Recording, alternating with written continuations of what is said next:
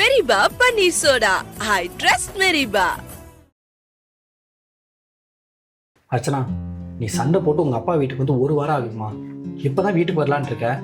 ஏமா மாப்பிள்ளை வீடு ஏறி வந்து பேசுறாரு, ஏமா அவரை கெஞ்ச வைக்கிற? அப்பா, இனிமே என்னால அவர் கூட வாழ முடியாதுப்பா. என் மேல இவருக்கு சுத்தமா அன்பே இல்ல. ஏமா அப்படி சொல்ற? எனக்கு பிடிச்ச எதையுமே இவர் பண்ண மாட்டேங்கிறாருப்பா. பிடிச்ச இடத்துக்கு கூட்டு போக மாட்டேங்கிறாரு, நினைச்சதை வாங்கி கொடுக்க மாட்டேங்கிறாரு, அவளையே ஒரு ஹோட்டலுக்கு கூட கூட்டிட்டு போக மாட்டேங்கிறாரு. சொந்த பொண்டாட்டிக்கு செலவு பண்றதுக்கு ஏதோ ரோட்ல போறவனுக்கு செலவு பண்ற மாதிரி இப்படி யோசிக்கிறாரு. மாமா, நான் அதெல்லாம் வாங்கி தர மாட்டேன்னு சொல்ல, ஆனா இவ கேட்கறதுல கொஞ்சம் கூட நியாயமே இல்லை. அப்படிதான் ஒரு நாள் ஹோட்டல் போகணும்னு சொன்னான். அந்த ஹோட்டல்ல போய் 4 டிஷ் ஆர்டர் பண்ணான். பில்லு பார்த்தா 10,000 ரூபாய் வந்துச்சு. 10,000 ரூபாய்க்கு என்ன மாமா சாப்பிடறதுக்கு இருக்கு? அது 5 ஸ்டார் ஹோட்டல். எனக்காக இதை கூட பண்ண முடியாதா? இது கூட பரவாயில்ல. அன்னைக்கு ஒரே ஒரு ட்ரெஸ் ஆர்டர் பண்ணான், 12,500 ரூபாய் பில்லு வருது. ஆன்லைன்ல வாட்டர் பாட்டில் ஆர்டர் பண்றான், 300 ரூபாய் வருது. காய்கறி எல்லாம் ஆன்லைன்லயே ஆர்டர் பண்றான். எல்லாமே விலை ஜாஸ்தியா இருக்கு. பக்கத்துல இருக்கிற மளிகை கடையில் போய் வாங்கினா விலை கம்மியா இருக்குன்னு சொன்னேன். இந்த மாதிரி கேட்கறதுக்கு தான் கோச்சிக்கிட்டு உங்க வீட்டுக்கு வந்துட்டான். நீங்க என்ன கூலி வேலைக்கு போயா சம்பாதிக்கிறீங்க? இல்ல ஐடில மாசம் 2 லட்சம் சம்பாதிக்கிறீங்க. அப்புறம் எதுக்கு செலவு பண்ண யோசிக்கிறீங்க? வாழ்றது ஒரு வாழ்க்கை, அதுல நமக்கு பிடிச்ச மாதிரி வாழணும். இந்த மாதிரி விஷயத்துல எக்ஸ்பீரியன்ஸ் பண்ணாதானே லைஃப் நல்லா இருக்கும். இப்படி காசு சேர்த்து வச்சு என்ன பண்ண போறீங்க? உங்களுக்கு உண்மையிலே அன்பு இருந்தா எனக்கு பிடிச்சதால வாங்கி கொடுத்துருப்பீங்க தானே? மா, அதிகமா செலவு பண்ணாதான் அதிகமா அன்பு இருக்குன்னு அர்த்தமா? ஆமா, கல்யாணத்துக்கு முன்னாடி என் அப்பா நான் எது கேட்டாலும் இல்லைன்னு சொன்னதே இல்லை. நான் என்ன கேட்டாலும் என் அப்பா எனக்காக பண்ணுவாங்க. அப்படியே எங்க அம்மா ஏங்க இவ்வளவு செலவு பண்றீங்க நீங்க அப்பாவை திட்டுனா கூட எல்லாம் என் பொண்ணுக்கு தாண்டின்னு சொல்லுவாரு. ஏன்னா என் மேல அவருக்கு அவ்வளவு பாசம் இருந்துச்சு, அவர் பண்ணாரு. இப்ப என்னடானா நான் போடுற ட்ரெஸ்ஸுக்கும் எனக்கு பிடிச்சதை சாப்பிடறதுக்கும் கூட உங்ககிட்ட பிச்சை கேட்க வேண்டியதா இருக்கு. இல்ல, எனக்கு இது செட் ஆகும்னு தோணல, நான் டிவோர்ஸ் பண்ணிக்கிறேன். அர்ச்சனா, அப்பள என்னை மன்னிச்சிருங்க. என் பொண்ணை நான் சரியா வளர்க்கல. அப்பா என்னப்பா சொல்றீங்க? மாமா, ஏன் இப்படி பேசுறீங்க? எனக்கு ஒரே பொண்ணுன்னு அவ கேட்டதான் வாங்கி கொடுத்துட்டேன். அவளுக்கு அந்த காசோட அருமையே தெரியல. அவளுக்கு நான் ரொம்ப செல்லம் கொடுத்துட்டேன். அதனால அவ இப்படி வந்து இருக்கிறான். என்னவா சொன்ன? மாசம் 2 லட்சம் ரூபாய் ஐடி கம்பெனியில் சம்பாதிக்கிறேங்க, நான் கேட்டதை வாங்கி கொடுத்தா என்னவான்னு கேட்கறேன்ல. மாப்பிள்ளை ஒரு மாதிரி பணக்கார இல்லைம்மா. நீ பணக்கார வீட்டிலேயே வளர்ந்துட்ட. அவர் ஒரு கிராமத்துல ஒரு கூலி வேலை செய்யற அப்பா அம்மாவுக்கு பிறந்தவருமா இவர். அவங்க அப்பா அம்மா இன்னொருத்தரோட வயல்ல வேலை செஞ்சு 1000-500 ரூபாய் சம்பாதிச்சு அவர் படிக்க வச்சிருக்காங்க. நீ காலேஜ் படிக்கும்போது அப்பா அவனுக்கு ஸ்கூட்டர் வாங்கி கொடுத்தேன். அவர் காலேஜ் படிக்கும்போது அவர் வீட்டில் டிவி கூட இல்லைம்மா. நம்ம மாதிரி பணக்காரங்களுக்கு அவங்க கஷ்டம் தெரியாதுமா. அதிகமாக செலவு பண்ணா அதிகமான அன்பு இருக்குன்னு யாருமா சொன்னா? அப்படியெல்லாம் இல்லைம்மா. மாப்பிள்ளை உனக்கு டீ போட்டு தர்றாரு, வீட்டில் உனக்கு உதவியாக வேலை செய்கிறாரு, காலை பிடிக்கிறாரு, உனக்கு உடம்பு சரியில்லை பக்கத்துல இருந்து கவனிச்சுக்கிறாரு. நீ வீட்டிலேயே தானே இருக்க, இந்த வேலையெல்லாம் செய்ய மாட்டேன்னு ஒரு வாட்டியாவது அவர் கேட்டிருக்காராம்மா? அவர் ஆஃபீஸ் போயிட்டு வந்து உனக்கு உதவி செய்கிறாருல்ல, அதுதாம்மா உண்மையான அன்பு. அதிகமாக செலவு பண்ணுறதுலாம் அன்பு இல்லைம்மா. என்னை மன்னிச்சிருங்கப்பா. இந்த இன்ஸ்டாகிராம் ரீல்ஸ், சோஷியல் மீடியாவில் வர கப்பிள்ஸ் அவங்க செலவு பண்றதெல்லாம் பார்த்து இதுதான் உண்மையான லவ்னு நான் தப்பா நினைச்சிட்டேன். இந்த பாருமா, ஒரு புருஷன் 10,000 ரூபாய் சம்பாதிச்சா கூட அது சிக்கனமா செலவு பண்றதுதாமா பொண்டாட்டி. சும்மா காசை வீணடிக்கிறதுலாம் பொண்டாட்டி இல்லைம்மா. இதை நீ புரிஞ்சுக்கிட்டா உன் புருஷோட நீ நல்லா இருப்ப. சாரி அருண். பரவாயில்லம்மா, உங்களுக்கு நான் பொருள் வாங்கி தர மாட்டேன்னு சொல்ல, ஆனால் கொஞ்சம் நியாயமாக வாங்கிக்கலாம். எப்பவுமே அதிகமாக காசு செலவு பண்ணுறதுலாம் அன்பு இல்லைம்மா. ஒருத்தரை கேரிங்காக பார்த்துக்கிட்டாமா அன்பு. இதை புரிஞ்சுக்கிட்டல, அதுவே சந்தோஷம். இந்த பாருங்கம்மா, உங்க பொண்ணு என் பையனோட வாழ எனக்கு விருப்பம் இல்லை. சீக்கிரமே டைவர்ஸ் பண்ணிடலாம். ஐயோ, ஏன் சம்பந்தி இப்படிலாம் பேசுறீங்க? பின்ன உன் பொண்ணால என் பையனுக்கு ஒரு குழந்தைய பற்றி தர முடியல. இவங்களை வச்சு நான் என்ன பண்றது? எனக்கு ஒத்த பிள்ளை, என் வம்சம் இவனோட முடிஞ்சிருமோன்னு எனக்கு பயமா இருக்கு. அதனால நான் முடிவு பண்ணிட்டேன், 2 பேரையும் பிரிச்சிடலாம். சம்பந்தி அப்படிலாம் பேசாதீங்க. எதுவாக இருந்தாலும் பேசி தீர்த்துக்கலாம். அவளும் ட்ரீட்மெண்ட் போயிட்டு தான் இருக்கா. எப்படியும் நல்லதே நடக்கும். இனி பேச ஒன்றும் இல்லை, நான் முடிவு பண்ணிட்டேன். அவங்க வந்ததை நான் அவங்க கிட்ட பேசிக்கிறேன்.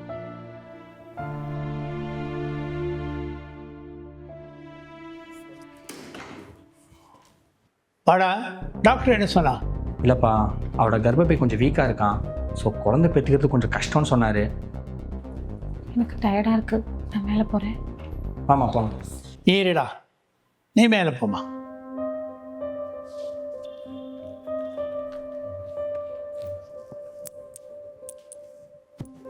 லேஷான், இதெல்லாம் நமக்கு சரிப்பட்டு வராதா? இவன் பொண்டாட்டியை விவாகரத்து பண்ணிடு, நான் உனக்கு வேற பொண்ணை கல்யாணம் பண்ணி வைக்கிறேன். ஒரு மறுபடியை கட்டிட்டு நீ என்னடா பண்ணுவ? அப்பா என்னப்பா பேசுறீங்க? ஆமாட்டா, நான் அம்மாட்ட பேசிட்டேன், அடுத்த வாரம் டைவர்ஸ் பண்ணிடலான்னு சொல்லிட்டாங்க. பா அது அவளுக்கு தெரிஞ்ச எவ்வளவு கஷ்டப்படுவான்னு தெரியுமாப்பா? யார்கிட்ட முடிவெடுத்தீங்க? யாரடா கேட்கணும்? நான் உங்க அப்பாடா. ஊர்ல இருக்கிறவள உனக்கு குழந்தை இல்லைன்னு என்னெல்லாம் பேசுறேன் தெரியுமா? தப்பு உன் பொண்டாட்டி மேல. அவனால ஒரு குழந்தை கூட பெற்று கொடுக்க முடியாது. சே, இதெல்லாம் ஒரு பொம்பளை. பா என்ன நானும் பார்த்துட்டே இருக்கேன், விட்டா ஓவரா பேசிட்டு இருக்கீங்க. இப்போ அவளை குழந்தை பெற்றுக்க முடியல, என்ன என்னால அவ இல்லாம இருக்க முடியலப்பா. என்னால டிவோர்ஸ் பண்ண முடியாது. என்னடா லூஸ் மாதிரி பேசுற? பா இப்போ என்ன பிரச்சனை? ஒரு பொண்ணால குழந்தை பெற்றுக்க முடியலன்னா அவ கல்யாணமே பண்ணிக்க கூடாதா? கடைசி வரைக்கும் தனியாவே இருக்கணுமா? இப்போ அவளால குழந்தை பெற்றுக்க முடியல என்ன? அப்பா அம்மா இல்லாம எத்தனையோ குழந்தைங்க ஆசிரமத்துல இருக்காங்க. அதுல இருந்து ஒரு குழந்தைய தத்தெடுத்து வளர்த்துக்கிறோம். ஏண்டா எவ்வளோ ஒருத்தருக்கு பிறந்த குழந்தைய நீ தத்தெடுத்துக்க போறீங்க? பண்ணா என்ன தப்பு? டேய், ஊர் என்னடா பேசும்? பா ஊர் என்ன பேசுன்றதுல எனக்கு கவலையே இல்லைப்பா. ஒவ்வொரு தடவையும் அர்ச்சனாக்கு குழந்தை இல்லைன்னு ட்ரீட்மெண்ட் பண்ணும்போது அவளுக்கு எவ்வளவு உடம்பு முடியாம போகுதுன்னு எனக்கு தான்ப்பா தெரியும். இதெல்லாம் எதுக்கு சகிச்சுக்கிறான்? உங்களுக்காகவும் எனக்காகவும் தான். அவளுக்கு குழந்தை இல்லைனா கூட பரவாயில்லப்பா. நான் முடிவு பண்ணிட்டேன், இந்த ட்ரீட்மெண்ட்டை இதோட நிறுத்த போறேன். நான் குழந்தைய அடாப்ட் பண்ணிக்கலான்னு இருக்கேன்ப்பா. யார் என்ன சொல்றாங்களா எனக்கு கவலையே கிடையாது. உங்களுக்கு ஒரு பொண்ணு இருந்து அவளுக்கும் இதே பிரச்சனை இருந்தா இதே மாதிரி தான் பேசுவீங்களாப்பா?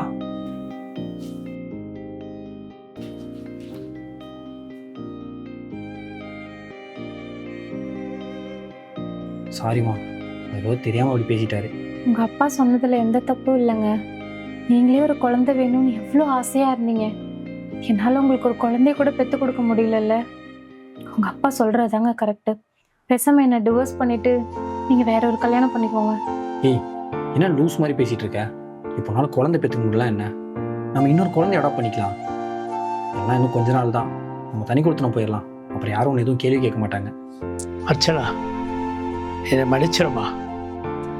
நான் ஏதோ தெரியாம பேசிட்டேன். எனக்கு ஒரு பொண்ணு இருந்தது. நான் உன்னை பேசுகிற மாதிரி அவளுக்கு அது மாதிரி நடந்திருந்தா எப்படி இருக்குன்னு நான் ரொம்ப யோசிச்சு பார்த்தேன். என்னை மன்னிச்சிருமா. உனக்கு குழந்தை இல்லை குழந்தைன்னு ரொம்ப கஷ்டப்படுத்திட்டேம்மா. பரவாயில்ல மாமா. லேஷான், நீ சொன்ன மாதிரி ஒரு குழந்தைய அடாப்ட் பண்ணிக்கிறதுல தப்பு இல்லைடா. ஊரில் இருக்கிறவங்களாம் என்ன பேசுவாங்க? ஊரில் என்ன பேசுனா எனக்கு என்னடா? எனக்கு என் மகனும் மருமகளும் தானே முக்கியம். ஏய், லோன் வாங்கினா திரும்ப கட்ட தெரியாதா? லோன் வாங்கும்போது மட்டும் பல்ல இழிச்சிட்டு வாங்குறல்ல, திரும்ப கட்ட சொன்னா வலிக்குதா? சார், ஒரு 2 வாரத்தில் எப்படியாவது கண்டிப்பாக கட்டிடுறேன் சார். என் பையன் படிப்பு செலவுக்காக வாங்கினேன் சார். அவன் காலேஜ் கடைசி வருஷம் சார். உன் புள்ள படிச்சு நான் பேங்க் மேனேஜர் ஆக போகிறான். நீ என்ன வேலை பார்க்குற அதே வேலை தானே உன் பையனும் பார்க்க போகிறான். மாடு மேய்க்கிறது என்னத்துக்கு டிகிரி? நீ பாரு, 2 வாரம்லாம் டைம் கிடையாது, 3 நாள் தான். 60,000 கட்டுற, புரியுதா? நாரணி, இன்னைக்கு ஒரு கலெக்ஷன் இருக்கு. அவன் மட்டும் வந்து லோன் அமௌண்ட்டை செட்டில் பண்ணல. அவன் இருக்கு.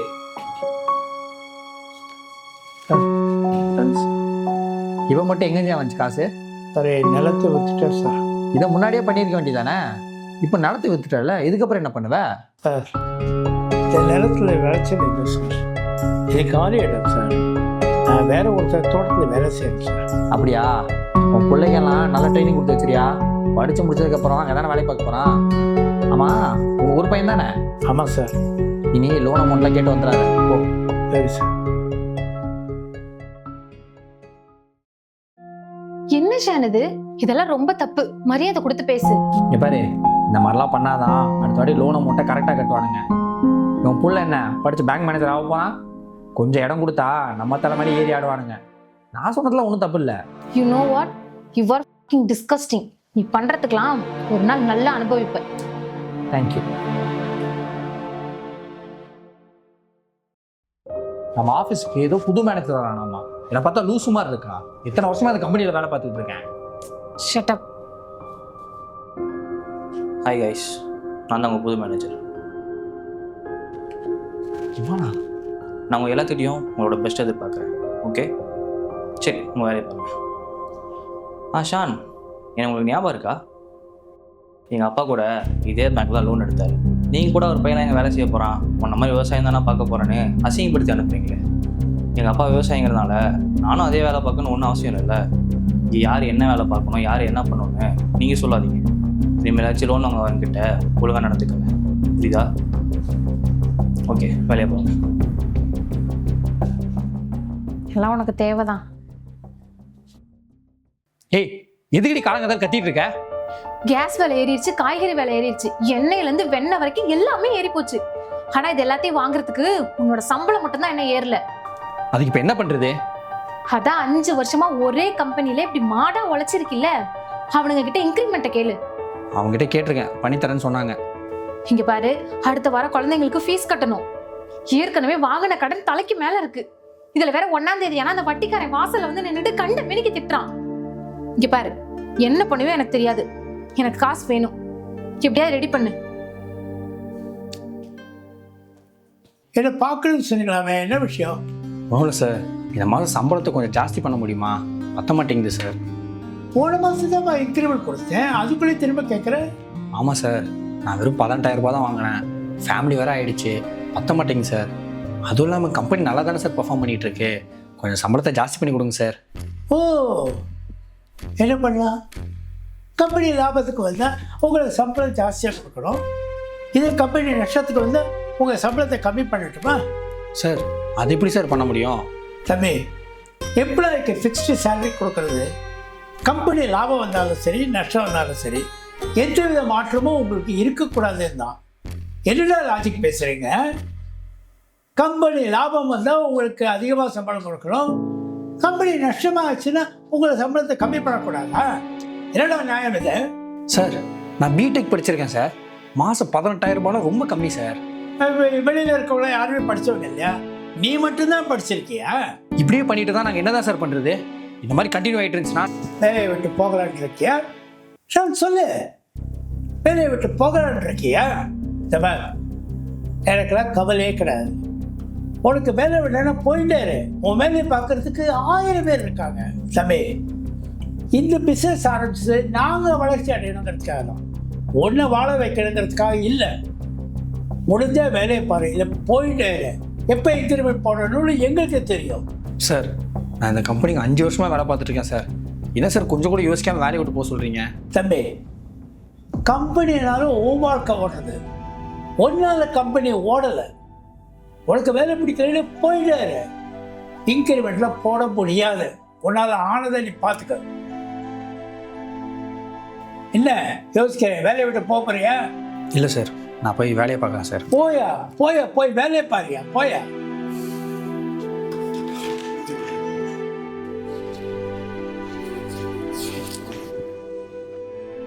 என்னடா செம்ம திட்டு போல?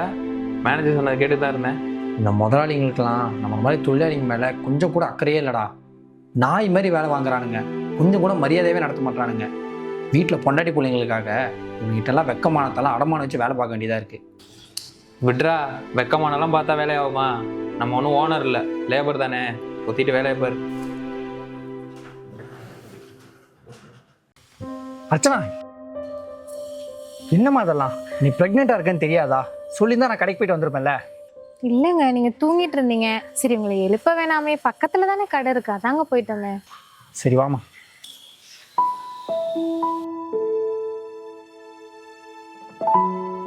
மாமா,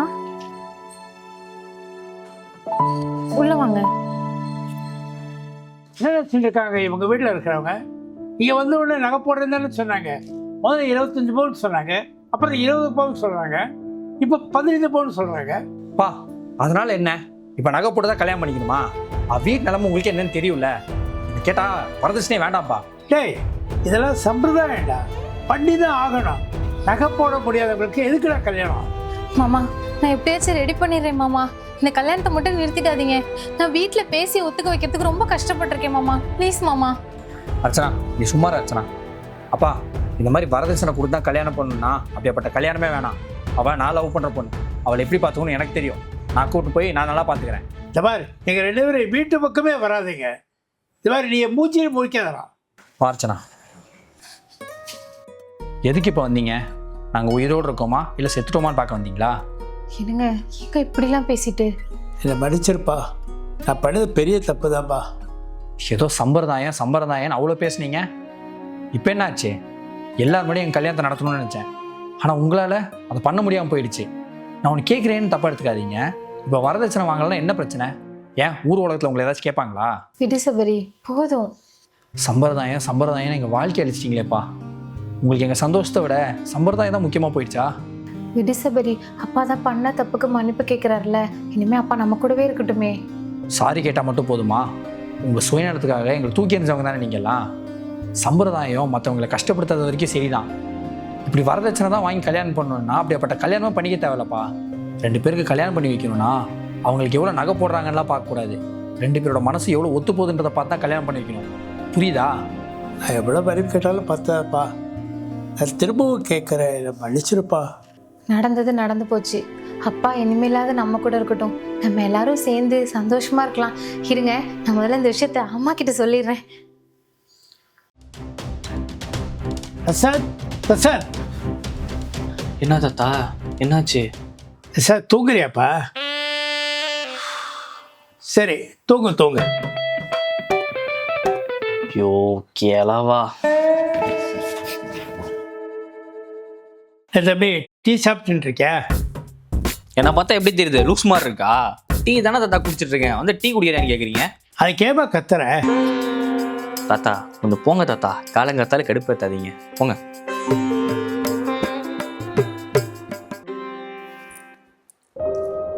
பிரசாத், என் துணியை துவச்சி வச்சிருக்கேன்டா, அதை எடுத்து போய் காய போட்டுடுறா. அதானே பண்ண போறேன். என்னை பார்த்தா நான் லூசு மாதிரி இருக்கா? துணி காய போடுறது தாத்தா, பக்கெட்ல துணி எடுத்துட்டு போயிட்டு இருக்கேன். சும்மா காலையில சொன்னதே சொல்லிட்டு இருக்கீங்க. டேய், எதுக்குடா கத்திட்டு இருக்க? அக்கா நானும் காலைல இருந்து பாக்குறேன், எனக்கு கடுப்பேத்துற மாதிரியே பேசிட்டு இருக்காருக்கா. சும்மா ஏதாவது ஒன்று சொல்லிக்கிட்டே இருக்காரு. நானே ஒரு நாள் தான் வீட்டில் இருக்கேன், ஏதோ வேலை செய்யலான்னு பார்த்தா அதுக்குள்ள இவர் வேற நசன்னு. இப்ப என்ன சொல்லிட்டாங்கன்னு ஓவரா கொதிக்கிற? என்ன பண்ணாரா? காலையில தூங்கிட்டு இருக்கேன், என்னை எழுப்பி போட்டு என்னடா தூங்குறியான்னு கேட்கிறாரு. இவர் கண்ணு முன்னாடி தான் உட்காந்து டீ குடிச்சிட்டு இருக்கேன், பார்த்துட்டு என்னடா டீ குடிக்கிறியான்னு கேட்கிறாரு. இப்போ துணி காய போடுறத நான் பக்கெட்ல துணி எடுத்துட்டு போயிட்டு இருக்கேன், பார்த்து என் துணி சேர்த்து காய போட்டுங்கிறாரு. என்னக்கா அவர் எப்போ போனாலும் ஏதோ பேசணுமேன்னு பேசிட்டு இருக்காரு. எனக்கு என்ன தலையெழுத்தா இப்படி இங்க வந்து அவஸ்தை பண்ணோன்னு? சும்மா எல்கேஜி பாப்பா மாதிரி சொன்னதே சொல்லிட்டு இருக்காருக்கா. இப்ப எதுக்கு நீ இவ்வளவு சீன் கிரியேட் பண்ற? சீன் கிரியேட் பண்றேனா? நீ அனுபவிச்சாதான் உனக்கு தெரியும். நான் சின்ன வயசா இருக்கும்போது அம்மா கார் ஆக்சிடென்ட்ல போய் சேர்ந்துட்டாங்க. அதே கார் ஆக்சிடென்ட்ல இவரும் போய் சேர வேண்டியதானே, வந்து என் உசுர வாங்கிட்டு இருக்காரு. என்னடா பேசிட்டு இருக்க? தாத்தா நீ கொஞ்சம் மேல இருங்க. உனக்கு அறிவு இருக்காடா? இந்த சின்ன விஷயத்துக்கு போய் வயசானவங்க கூட பார்க்காம இப்படி பேசுற? அம்மா தவறுனதுக்கு அப்புறம் அப்பா வேற ஒரு கல்யாணம் பண்ணிட்டு வேற வீட்டுக்கு போயிட்டாரு. நம்மள யாரு பாத்துக்கிட்டா? தாத்தா தானே பாத்துக்கிட்டாரு. நீ கோவப்படுற விஷயம்லாம் ரொம்ப சின்னது.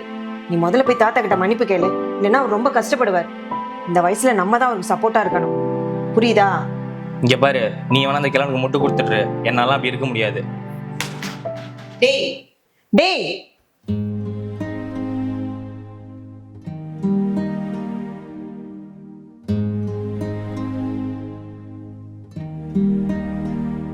தாத்தா அவன் சின்ன பையன், அவன் பேசுனது எதையும் மனசுல வச்சுக்காதீங்க.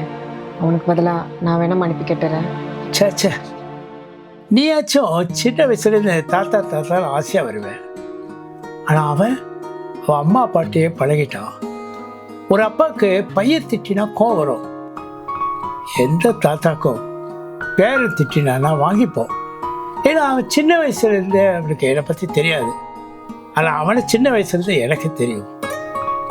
பாருமா, நீ என் செல்ல பேத்தி, அவன் என் செல்ல பேரு. உங்களுக்கு இல்லாத உரிமையாமா? சார் சார், எனக்கு ஒரு ஹெல்ப் பண்றீங்களா sir? Yes tell me. Sir பக்கத்துல இருக்க பஸ் ஸ்டாண்ட்ல என்ன டிராப் பண்ணிடுறீங்களா சார்? இங்க ஒரே பொறுக்கி பசங்களா இருக்காங்க சார். இது பொறுக்கி பசங்களா? உங்களுக்கு எதுவும் ஆகல? இல்ல சார், ஆனா ரொம்ப பயமா இருக்கு சார். தோ அவங்க தான் சார். ஸ்டூபிட் பொறுக்கி பசங்க. யூ டோன்ட் வரி, வண்டியில் இருங்க, நான் உங்களை ட்ராப் பண்ணிடுறேன்.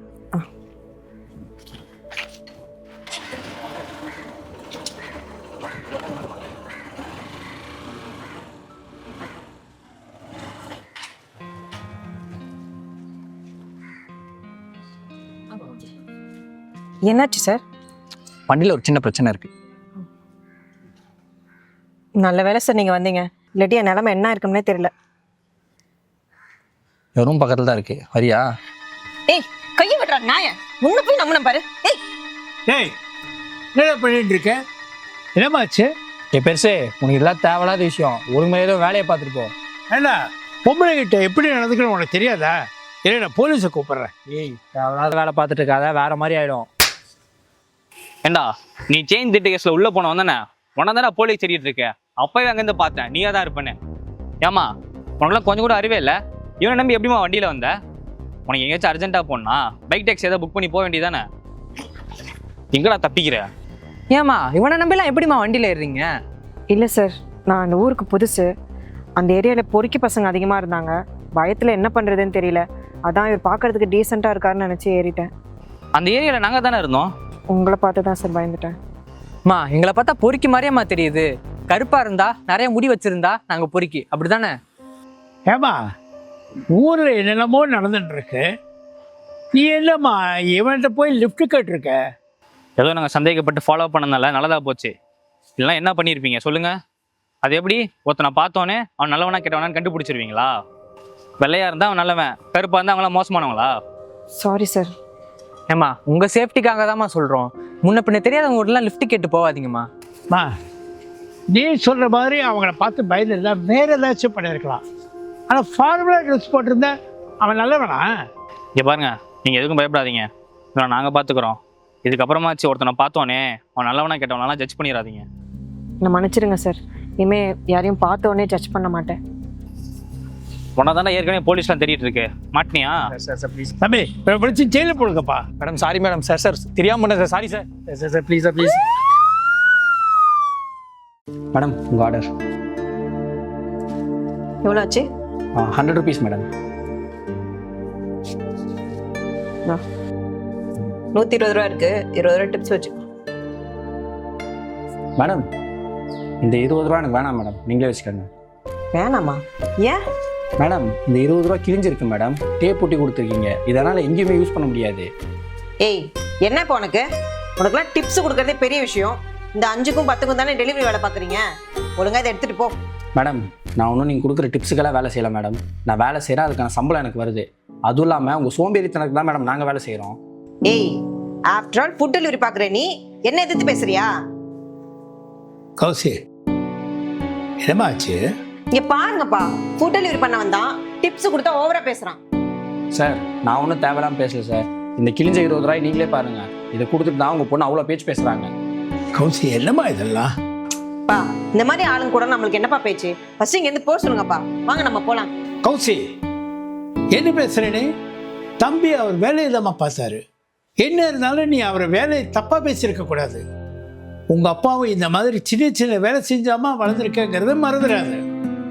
நான் சின்ன வயசுல காலையில எழுந்து வீடு வீடா போய் பேப்பர் பால் பாக்கெட் போடுவேன்.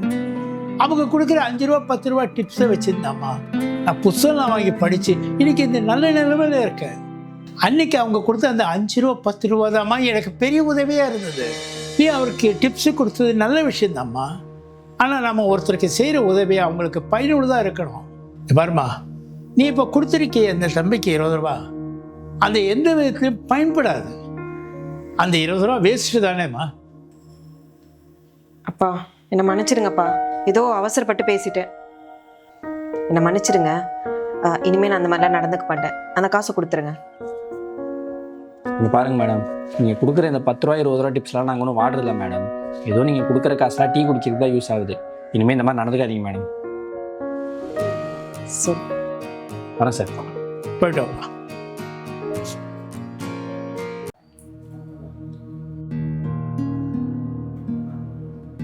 இப்போ சீரியல் போட முடியுமா முடியாதா?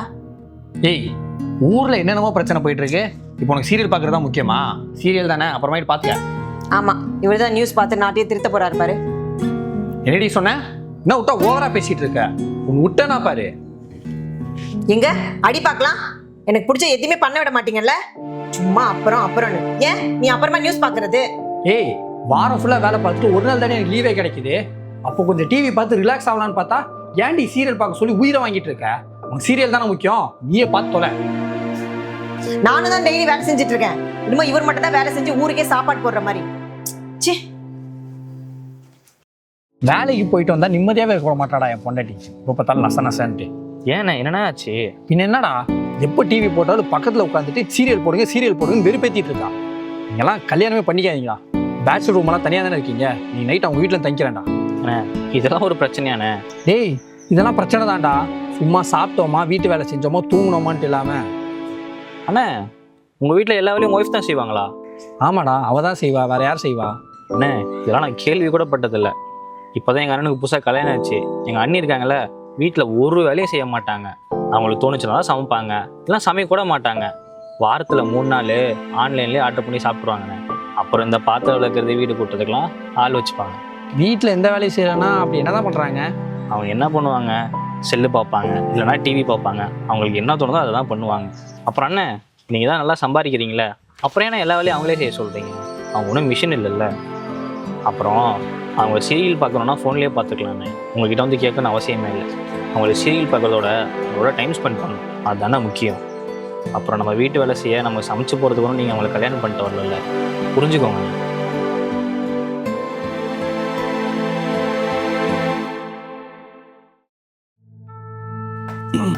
கௌசி,